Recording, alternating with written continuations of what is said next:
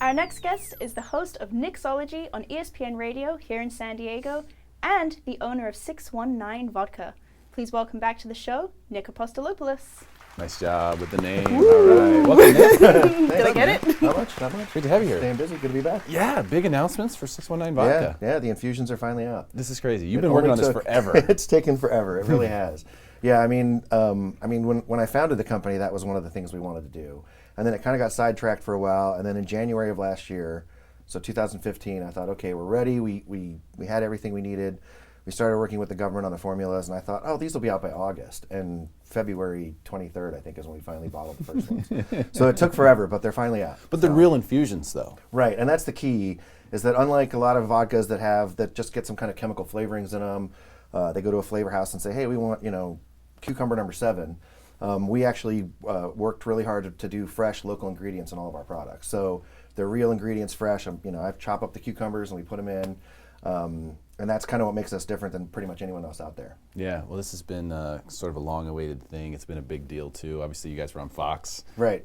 Making drinks and stuff. That was pretty cool. Yeah. But what I wanted to talk to you about before we start talking about the specific spirits is just sort of the overall industry. You're like the first guys. You're like the leading, you're the trailblazer. We were kind of the first ones, yeah. We were the first ones, and then it's changed a lot in the last few years. I mean, I think the last time I was on with you, we talked about how there were, I think, 6 or 8 distilleries at the time.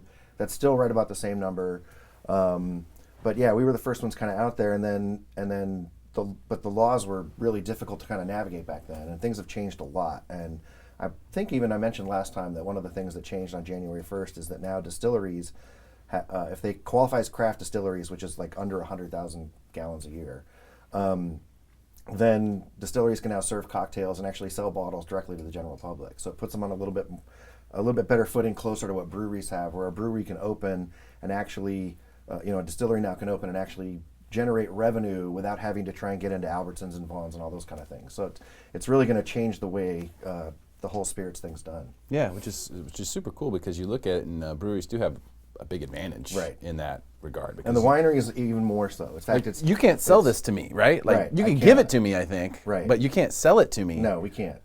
Directly, yeah, which is crazy. Yeah, we can't, and like I said, it's kind of weird because in California, especially, the wineries can basically get away with murder. They can if they do events, they can sell directly at live events. They can ship product to like 40 some states. Breweries can't quite do that, but then they fought hard to get to the point where you can go in and buy a growler and take it home. But yeah, distilleries couldn't do that at all now, and even we still can't because we don't have our new license. But once we get that spot, then yeah, you'll be able to walk in and buy a bottle. But we still won't be able to do any. It still has to be as part of an educational tasting, So if you want me to ship you one, I won't be able to. But you can come buy one at the distillery. At the distillery that you're going to have soon? Is yeah, that what you're telling me? We're working on it. We're working on a new distillery. We're looking at a place in North Park. Hopefully, we want to kind of do. One of the advantages we have now is that with the law change and some of the zoning things you can do, is a lot of these distilleries that exist now, kind of like the initial breweries, like when Stone opened and they were way out in the middle of San Marcos, out in the kind of the middle of nowhere. The laws have changed now, so you're going to start hopefully seeing more urban distilleries, and we kind of want to be at the forefront, see if we can open the first one in North Park. Gosh, I sure hope you do, because you deserve it, man. You've been working hard. Thanks, Let's man. look at some of your hard work Thanks. here. Yeah, Tell us about this one. This is a scorpion pepper? So this is scorpion pepper, and it's kind of cool because I've always, I'm not a big Bloody Mary drinker, but I do like spicy drinks and spicy food and things like that. And I didn't know until about a year ago that this pepper even existed.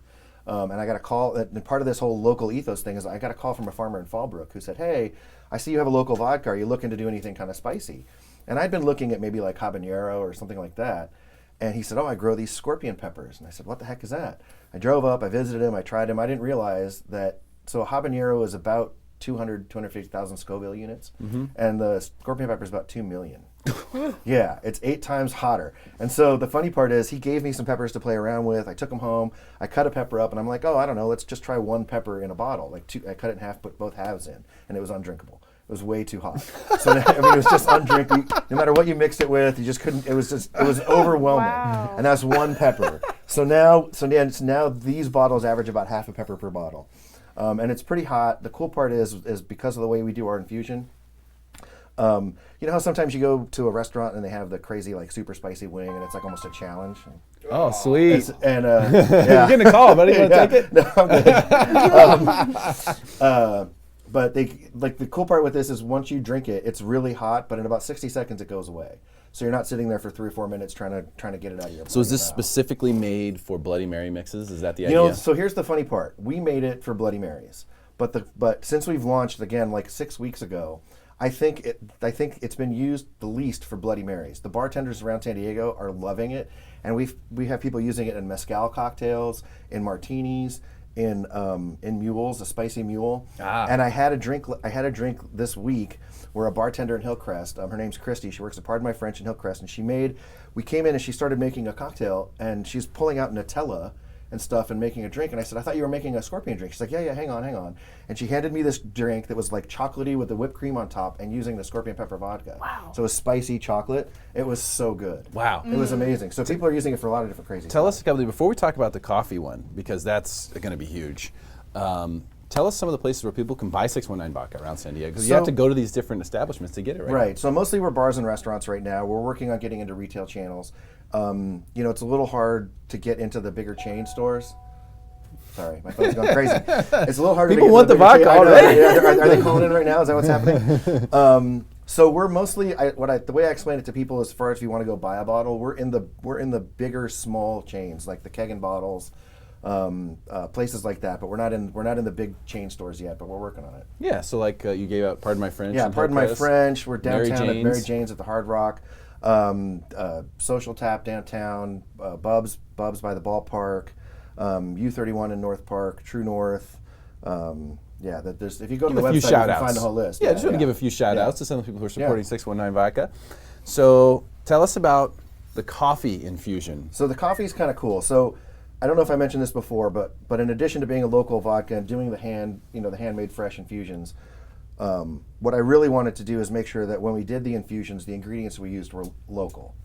Now, of course, coffee doesn't grow here, so there's no way to go get locally farmed coffee.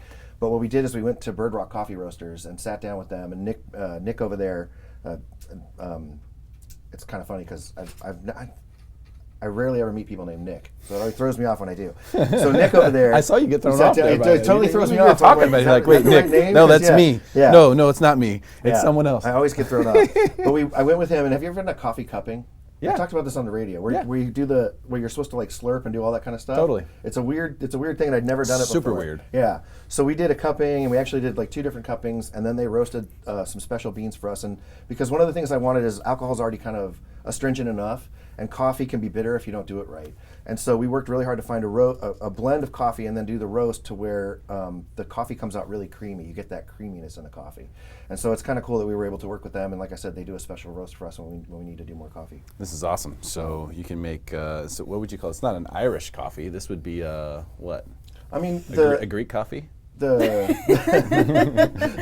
infusion itself, we're going for more of an espresso kind of feel. Okay. And one of the things on purpose we did is it's not a liqueur, it's not sweetened, because we figure if the bartender wants to make a sweet drink with it, they can. But if you want that espresso kind of martini thing, dig in. It's good stuff. Oh, wow. That smells good. Yeah. Yeah, smell that. And then kind of by accident, when I was doing the Fox 5 thing, I was like, I don't know what to make with this yet, because we're still kind of all learning what to do. And I brought out some Galliano liqueur, which is like the vanilla liqueur. And put some of that, made my own little vanilla coffee martini, and it was phenomenal. Yeah, that smells amazing. It was great. This is really impressive stuff, Yeah. man. I know Thanks, you've been man. working really, really hard on this. Thank you. We're happy to help you get the word out, so people who want to support local organizations, when you're out in the bars, ask for 619 vodka. Right. If they don't have it, say, you guys should have this. Yeah. That's really all we need you to do to make this happen. Nick, Right. thank you so much for your Hey, time, man. Thank you. Really appreciate Thanks it. very Good much. luck with Thanks for everything you're having doing. me Stick around for more Smarter San Diego TV, where we guarantee to make you smarter than everyone else, commercial free.